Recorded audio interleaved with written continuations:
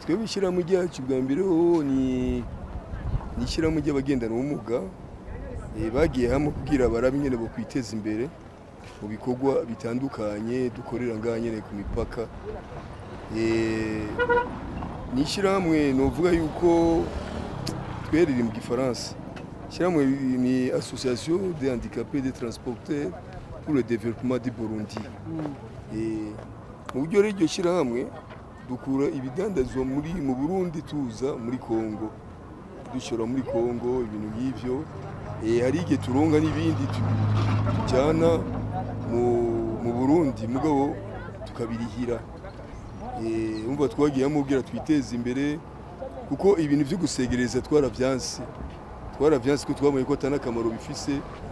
Twiwacu mu Burundi rero iyo abantu bako barasegereza na leta yarabagwanijira bakura mu ibarabara, duhitamo gukora aka kazi dukoresheje imbaraga dufise, dukoresheje n'uburyo dufise bw'amakinga n'ibihimba dusigaranye.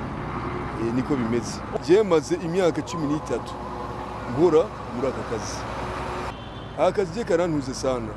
Ndariha inzu, nkafungura abana bakiga, tumeze neza.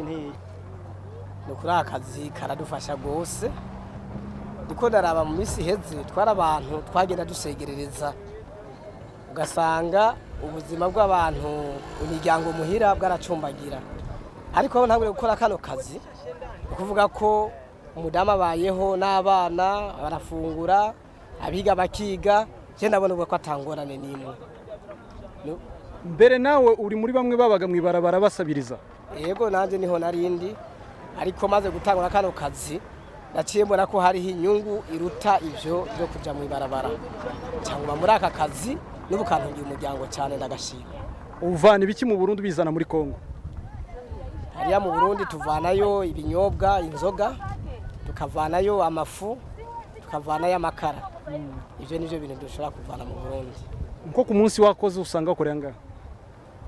Ukorera amafaranga? Imana yahezagiye ashobora kuronka nk'ibihumbi 10, 15 canke na 20 bivana ukuntu imiziki iba yabonetse. Ariko mbere mu gisega mwibarabara watanaga ngaha? Arashobora kunabura. Hariho waguhaye amajana 5, hariho abaguhitana 5 wateranye ugatusanga uronse ibihumbi 2, ugasanga nta nisha ashoboye kumarira umuryango. Uca tubona ko atakazi karimo. Tuca dufata ingingo yo guca tugirishira hamwe no kugira ngo tubandanye twiyungunganye dukore ibikorwa by'iwacu. Dukoresha amakinga ari mu buryo twiyumvira twebwe. Ni ibintu twifonera nta ruganda ruyahingura ruhari. Ni ibintu twiyumvira bigatuma tugenda umunsi amasaha menshi mwibarabara. Dusaba leta y'u Burundi ko yo dufashe ubwambere kadukurako amakori. Ko turiha amahera menshi mwibarabara. Muri haye naye? Turariha OBR, tukariha n'amabiro ya komine.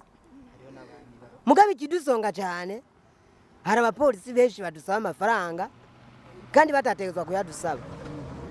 Kuko mu kuva mwibarabara benshi badukura mwibarabara batubwira ngo twiyungunganye. Mugabe igipolisi kenshi kiratuzibira, ugasanga bamwe batubwira twiyungunganye barimo baradusega amafaranga twe twatuzi ko dukora nkuko bari babivuze, umva badusaba amafaranga tudafise.